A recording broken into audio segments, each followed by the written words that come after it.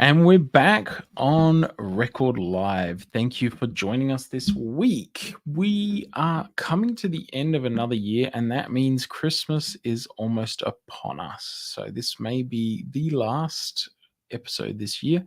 However, it's good to be joined by Jesse, my colleague, my friend, my associate editor for Signs of the Times magazine. Jesse, thank you for joining us today.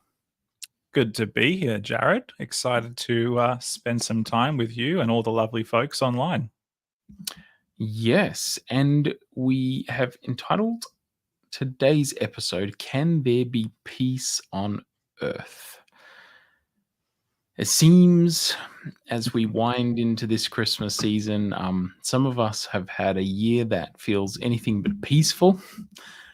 There are world conflicts going on in the pages of our newspapers and the bulletins, the headlines of our commercial news, etc., that just the world seems to be a conflict-filled place. Let's put it that way. Yeah. So I wrote an editorial of War and Peace. It's going to come out on the 23rd of December in churches, but it's already up on our website today. So if you visit our Record website at record.adventistchurch.com, you will see that article there, and you can read it there already. So that's fun. And it basically, I was flying to Europe recently, and I was flying through basically a conflict zone. I saw the pictures on the map and the little names next to the cities, and I saw Mosul, I saw Raqqa, I saw Baghdad, and I'm like, well, in the last few years, some of these names of these cities have been headlines for bombings, for war, the Iraq war, the Afghanistan war, the Syrian war, and now there's another conflict in the Middle East, the Israel-Gaza conflict, Israel-Hamas war, and it just feels like, as you're flying through, wow, it brings it home. For me, at least, it brought it home because we're on the other side of the world here in Australia, and it's not it's very easy to be disconnected, I suppose, from names on a map that are on the other side of the globe. But when you're there, flying, perhaps you're hundreds of kilometers away, but it's only hundreds of kilometers, not thousands. It feels that much more real. And then as we flew up through that channel, across the Arabian sort of peninsula there and towards Europe, I started seeing other names on the map. Odessa, Sebastopol, these are places in Ukraine, and there's also still war going on. It's less in our headlines, but they're still locked in a conflict. And so it just brought it home, I guess, flying through that zone. I guess it prompted some reflection from myself, and that's where we got the article from. And I guess today's topic, we wanted to unpack a little bit some of these ideas and these issues. Yeah, definitely. And yeah, I'm just reflecting as you were saying this, it almost feels like Australia, New Zealand, the South Pacific is part of a different world in a way. It takes a long time for anybody in this part of the world to travel to anywhere in the Northern Hemisphere, certainly Europe and North America. But I think there's a very, I don't want to say privileged, but in some ways privileged position that we have here so far away from the rest of the world, which sometimes is a bit of a bummer. If you have loved ones in different parts of the world, it's hard to travel and to see them. But when conflicts happen, it almost feels like, well, they may as well be happening on Mars for all we care, because we don't really see the effects until we go and fill up at the petrol pump and fuel becomes more expensive, or suddenly it's harder to buy grain products, or many of the exports that we get from these different parts of the world. So yeah, it's definitely a weird thing that we live in many ways in a very disconnected world, but also a very connected world in ways that often we don't appreciate.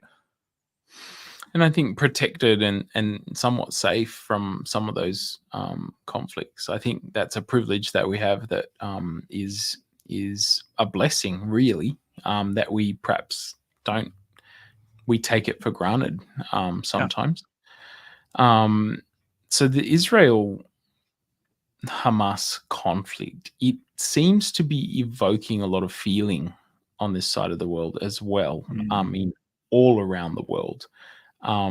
We haven't talked about it on this show yet, or even I don't think the Signs podcast has touched on it. Some of the things we've been No. talking about doing, we've had a couple of articles that have touched on it, but it seems to be stirring up a lot of passion and a lot of feelings for a lot of people.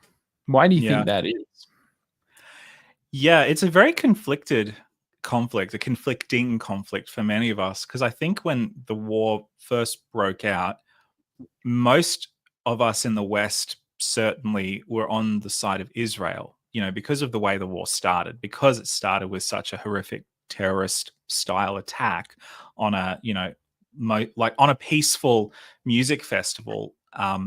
Most of us, I think, were like, oh, okay, well, yeah, we're against, Hamas. We're against the people of Gaza just by being in favor of Israel. But then as the war has kind of raged on, I think I saw a stat the other day. And look, I think we should probably make the disclaimer. Neither of us are social scientists. We're not experts on Middle East conflict. I certainly feel very underqualified to speak about this at all. But I think it is important that we speak about it nonetheless, which is why we're doing this.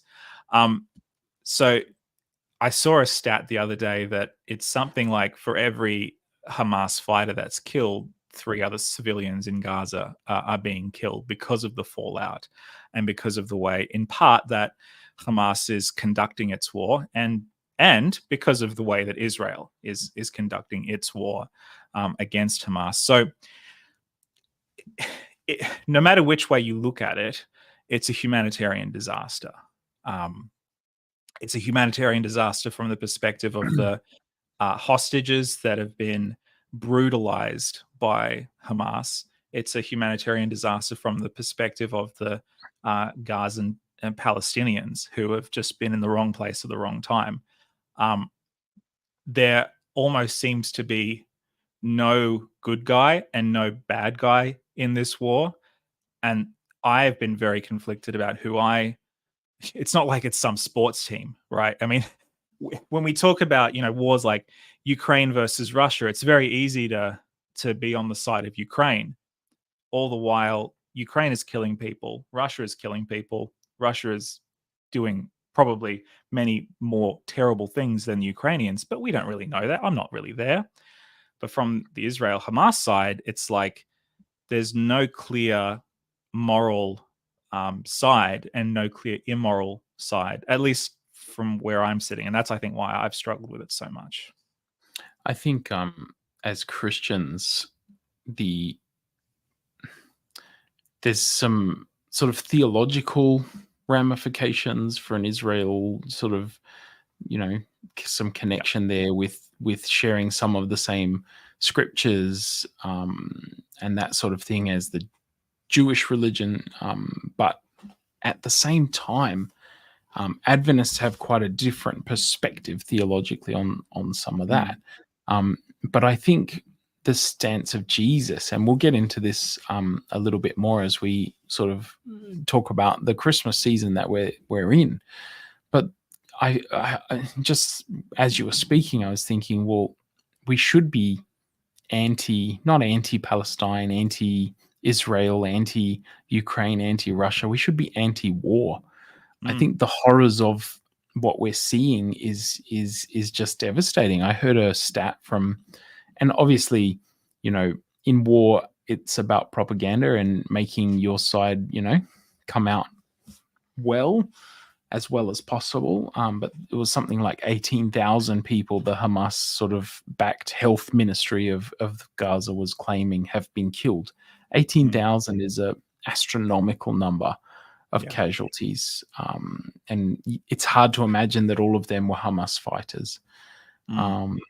And so, yeah, just the human cost of any conflict, any war, it just makes you think, why is this necessary? Like, Yeah.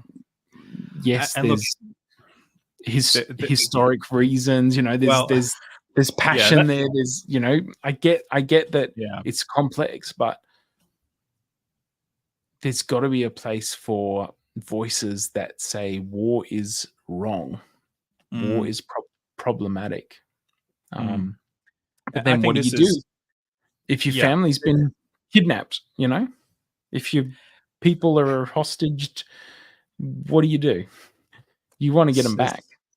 well, that's right. That's right. You do. And, you know, I think as a Christian, I have to constantly remind myself that um, the protest literature, the poetry in the Bible, the apocalyptic literature, it all points to the same thing. It all points to God being made king and God as the just king meting out justice as he sees it. And the constant reminder for me in all of that is that I am so compromised in what I see as just and unjust. There is a, image of God in me that I believe was put there by God to be able to spot injustice and to be able to identify it and to for it to bother me.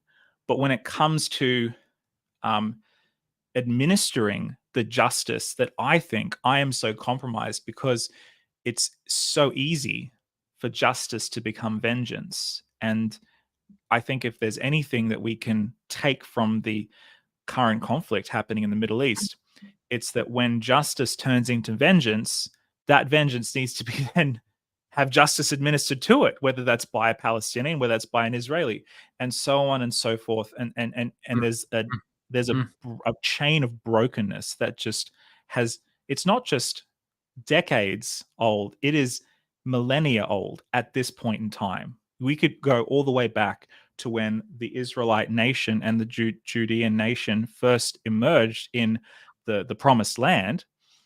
These are the same people. It's the same story being told over and over and over again. It's just that now they have AK-47s instead of bows and arrows. Not yeah. to oversimplify, It's but it reminds me of that saying, "An eye for an eye, and the whole world goes blind." Because where does yeah, it stop? Eventually, the yeah. vengeance cycle destroys everything that it touches. Um, the the verse that I guess stimulated the editorial that I wrote is found in Luke chapter 2, and it's from the classic Christmas scene where the angels come, the shepherds are watching over their flocks by night, and the angels sing glory to God in the highest, and on earth peace to men on whom his favor rests. And Mm, it's like this concept, we have this concept around Christmas time that Jesus' birth meant peace. Jesus was coming to mm, bring peace. He is the Prince of Peace. That's one of his names. mm. But he didn't bring peace, or did he? I guess that's an interesting question to explore, because the Mm, reality is he came and he didn't have a peaceful life, certainly. His resurrection, after that, did we see the ushering in of, a millennia of peace? Well, no, we didn't. So what does mm, that mean? What does it look like when the angels proclaim that, peace on earth? Um, mm. That's a great question. Um, yeah, it's so funny. I earlier today, I just was randomly flipping through Twitter and I saw that there's a prominent Christian nationalist in the United States who has a show kind of like this, um, where he was basically saying, you know, he's a political activist, and he says, when his people are in power, they're going to put a cross on every school, in every workplace, in every on every home. They're going to proclaim the supremacy of Jesus Christ in every place. And then he went on to say that anybody who is against that, he basically called for their death. And when I'm not going to name who it was because I don't want any attention on him. But when I saw that, I just thought to myself, how far have we gone as Christians? And I'm not going to, obviously, we're not going to pretend like he represents the thoughts and views of every Christian, but even a religion of peace, even a religion founded on the Prince of Peace, how easy it is to slip into our old way of doing things, our tribalism. And so when I think of Jesus, I think of the one who came to do not what we wanted him to do, but what we needed him to do. And when he comes onto the scene in the first century, he is not what the Jewish nation is looking for. He is not the kind of leader that the people want. Even his closest disciples and friends are constantly disappointed and confused by Jesus's seemingly lack of conviction to Right. overthrow the Romans or to, all that sort of stuff. And then Because they expected him to have a military victory. They expected that's him right. to be a conquering hero king. In fact, there's one story where it says that Jesus slips out through the crowds. He disappears because otherwise they would seize him and forcefully make him the king. In Yeah. other words, the rebellion would start. The revolution is here. They would grab Yeah. him and march him through, and violence could be done in his name. And so he actively avoids situations where that sort of thing can escalate. So Mhm. I think that's Yeah. interesting. Yeah. I mean, it's understandable, these folks in the first century, I think even to a certain extent today, they're drawing on a rich history of apocalyptic imagery, apocalyptic ideas. It's in their poetry, it's in their stories. The Davidic king, the Messiah from the line of the kings. This is a Judean sort of innovation. And that this person who will bring about the day of the Lord will be a justice dealer. He will deal with the oppressors and the tyrants, and will give them their what's the term I'm thinking of? Their due, their just Mm, desserts, mm, right? mm. And this is the person they think Jesus is. This is the person they think he's come to be, and yet But he, the Roman Empire were also there to deal out justice and to bring the peace, the Pax right, Romana, the right? Pax So Romana. in enforcing peace is what the Romans thought they were doing, and yet Jesus came to flip the script on that type of justice enforcement, I Well, suppose. this is a key point, right? Because the Pax Romana is only possible through the use of excessive violence, of the crucifixion of hundreds to to Subjugate your put down, enemies, to kill subjugate their the thousands, right? kill their champions so that they're all afraid to step out of line, basically. This is it. And this is what happens, 40 something years after Jesus's death, when the Maccabees and all those folks decide we're going to rebel against Caesar, and Caesar comes in and basically wipes the floor. Well, not Caesar, but Vespasian, who and Titus, who I think Vespasian the becomes Maccabees Caesar. were before. I think the Maccabees were intertestamental, weren't they? Oh, yeah. Sorry, the Or some Maccabees other were, the there was a the small, zealots and the yeah, I believe there was a small group of Mac, because it wasn't just a singular rebellion. I did deep dive into this a little while ago. There was like 3 different factions that were all kind of trying to be the revolt, be the whatever. But yeah, either way, it's the same thing. The use of violence, and this is what's happening in Israel right now. The justification is violence is necessary in order to bring peace. And this is the message that has been told throughout all of history, because the only way that you beat a bad guy with a stick is to beat him with a bigger guy with a bigger stick. um this is one of to those me to American me, things. yeah, this is what I struggle with in this conflict, because the Jews have been beaten with a big stick. If we look at the Holocaust, if we look at their history, they've been bullied, they've been taken advantage of, they've been hurt, they've been oppressed.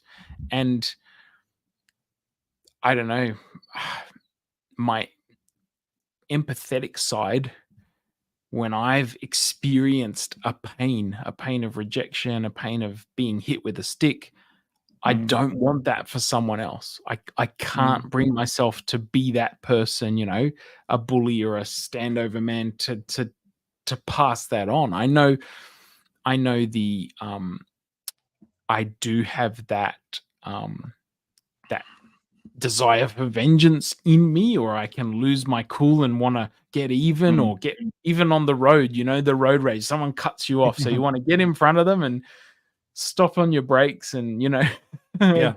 Yeah. just teach them a lesson. You want to get And justice. we think that's justice, in our mind. When we're scorned, we think it's justice, but it usually turns into not justice, and that often escalates the situation. It can definitely escalate, but often, there's that battle between the empathy. I don't want that to happen to me, so I shouldn't do it to someone else. And yet, to see the treatment of the Palestinians with how the Jews have been treated throughout history, it doesn't square for me. I struggle. That's I think the thing that I struggle with the most is that idea that the infliction of pain, of oppression, when they've experienced that, shouldn't that make them more empathetic? Yeah, and I think we have to really deal with the idea of, can we criticize the state of Israel without criticizing the people of Israel? Yes. There's a book that I recently heard a podcast interview about what does it mean to be a nation, and most of us think of like a nation as like borders and militaries and stuff, but actually, according to like the German theologians of like the 17th 18th century, a nation is the people, right? So you can criticize the state, and you can criticize the people, but those are two different things. And it really bothered me recently when Israeli Prime Minister Netanyahu was basically saying, if you criticize Israel or what we're doing here, that's anti-Semitism. And that was the point where I was like, you are losing me, man. Right. It's one thing to justify bombings of hospitals and schools and stuff. That's horrific enough. But then to try and take a moral high ground on all that stuff and say, if you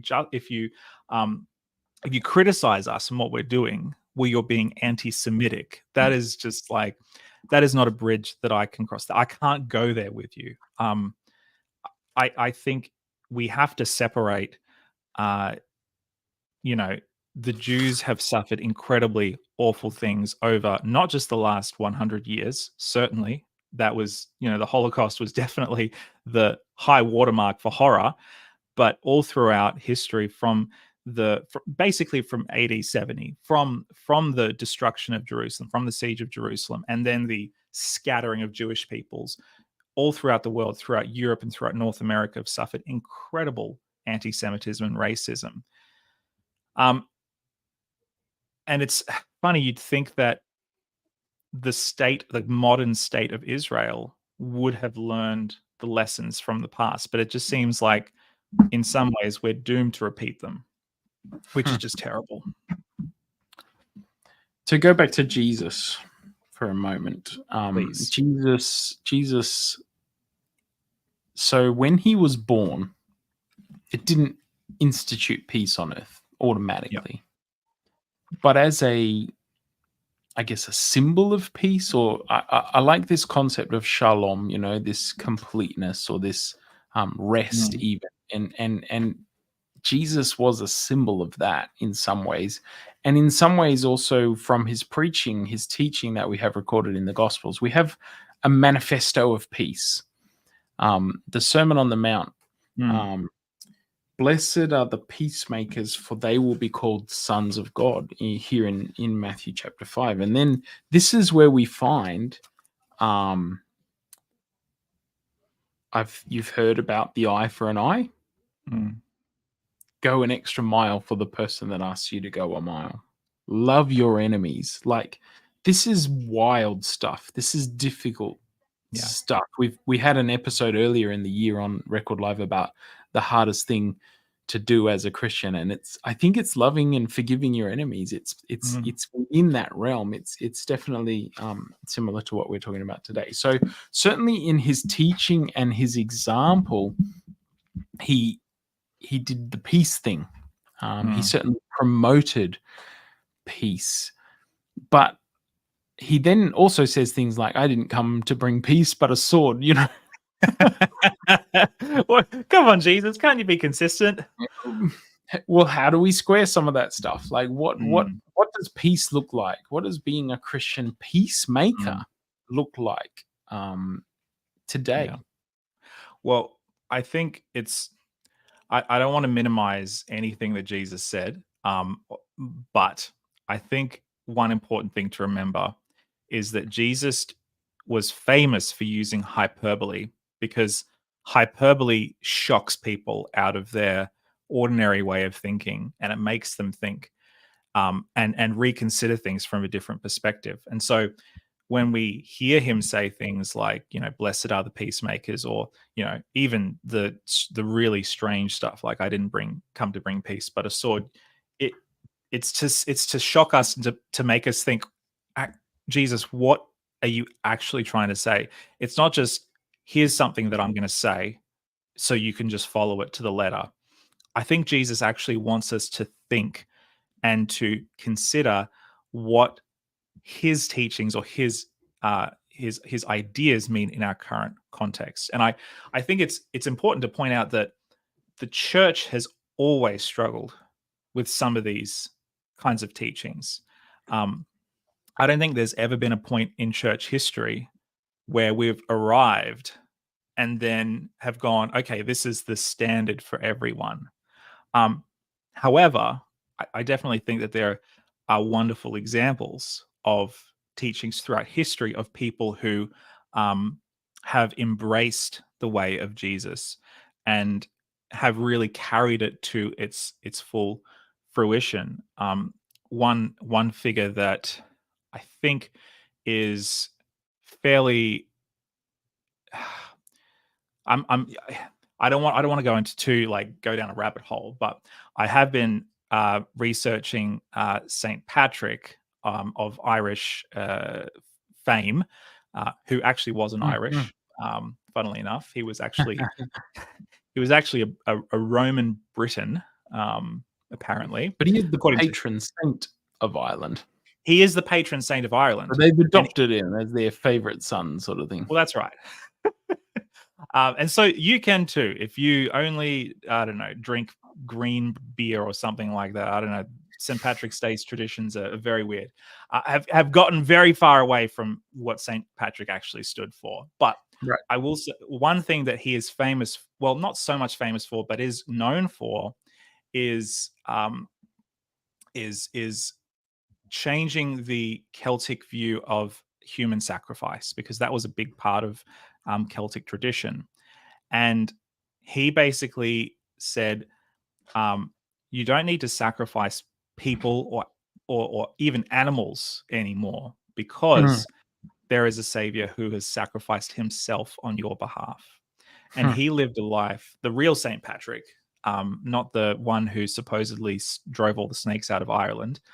The real St. Patrick spent most of his life among a people that actually enslaved him originally, and after whom he escaped and then went back. So he was kind of like a Jonah, but like if Jonah was actually a good person, a little bit.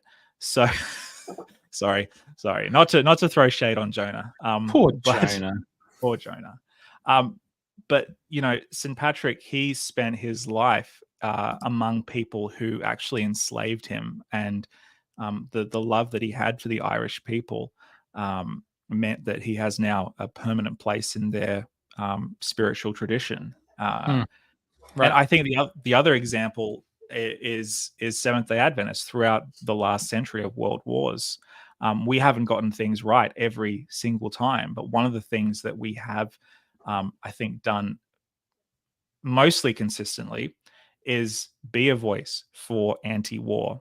Desmond Doss is a wonderful example of somebody who went willingly into the jaws of hell in a way, not with a weapon, but with a med pack to carry people out, and miraculously was able to save so many lives. Mm. I think he's a wonderful example of somebody who did embrace that Prince of Peace way of life. And I think it's not that Jesus couldn't give specific instructions about how to live it out, but I think that people like Doss really grappled with that idea of what does it mean to be in a conflict that is absolutely horrendous, and yet I think Jesus did give specific instructions. He said if someone asks you to carry the coat a mile, sure. carry it 2 miles. And I feel like he was talking about an occupier or someone who said, "Hey, come here and do this." And there was some force there, not just Mm, your best friend who's trying to take their mm, shopping home from the shops. It's like, "Hey, come and carry this or else." And instead of doing it, do it double. Do it, be cheerful, be helpful, be right. over and above. I think there are some principles that we can certainly take from there. So Jesus came as this child of peace, this son of peace. Um, we don't have peace on earth, but it's also not something we have to wait for until he comes in his second coming. I think that's the other mistake we can sometimes make. Well, yes, he was proclaimed as the child to come that would bring peace on earth, but he will come victorious only in the eschaton. Second coming, he will return, he will stamp out every evil, every bad thing, and we will be able to embrace peace and shalom at that time perfectly. I Mhm, think as we've been wrestling a little bit with today, we can bring peace, be people of peace where we go and how we live, and this time of year is a good time to remember that, I suppose, as we land this plane, because I lost track of time and we were chatting, and we're actually running out of time. But what can we do this week? What can we do in the lead up to Christmas mm. to embody peace in this world? How can we bring Jesus peace to our current lives today, rather than waiting until some future point in time where ultimate peace will arrive? What can we do to bring about peace? We're on the other side of the world from the conflict, as you mentioned, but there's conflict all Mm. around. Yeah. I think one of the things that is often overlooked, but it's kind of obvious, is to pray for peace. Um, I think we kind of, if we're Christians, we take that for granted somewhat. But at the same time, if we take it for granted, often we don't do it.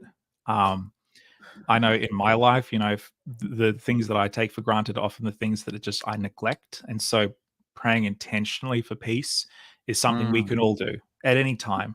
And yes. God is always listening. Um, you know, there's a sense sometimes that things are kind of rolling out of control, that, things are absolutely unraveling. But if we have a biblical worldview, if we have a view of history that sees God involved in history, then we also have a view that God is working right now, because we're still part of history, because it's still unfolding. And so if we're praying for peace, then we're praying that God continues to do his will here on earth as it is in heaven. And that's what Jesus instructed his disciples to pray for specifically. And so we can specifically pray for that. Mm, Um, I think it's important also to see how conflicts far away play themselves out in our everyday life. There are Palestinian populations, diaspora here in Australia. There are massive Jewish diasporas here as well. Not as much as, perhaps Europe or North America, but we do have that. And so I think it would be, you know, well for us to consider, what does it look like to reach out to my neighbor, if they're Palestinian or if they're Jewish. What does that look like? You know, I've seen wonderful examples of that, of Palestinians and Jewish people sitting down at tables and dining with each other and praying with each other. And you know, I saw that one of my uh, colleagues here just across the road recently, last year I think it was, attended a prayer weekend where a Ukrainian and a Russian were spend time praying with each other, and I think that's something that we need to do. Mm.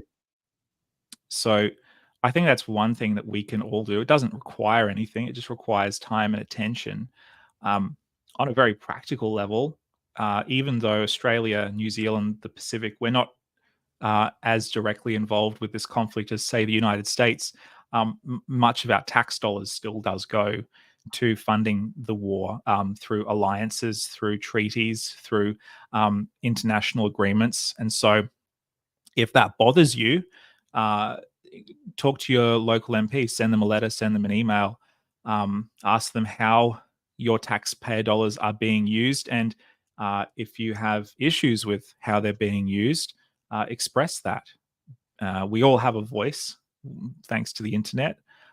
So, you know, I think that's something that we can all do.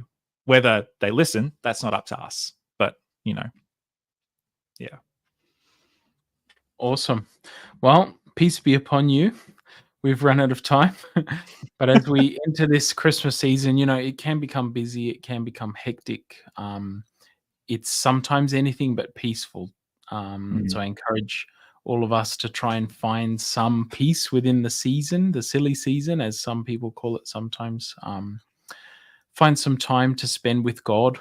It's often easy to forget God on holidays because you might get out of your routine, your normal routine. Find some peace in the morning to spend with God. Find some peace with your family, reconnecting, joining up your family unit, spending time away from the hustle bustle, and meditating. And as Jesse has mentioned, praying for peace is probably a good place to be as well.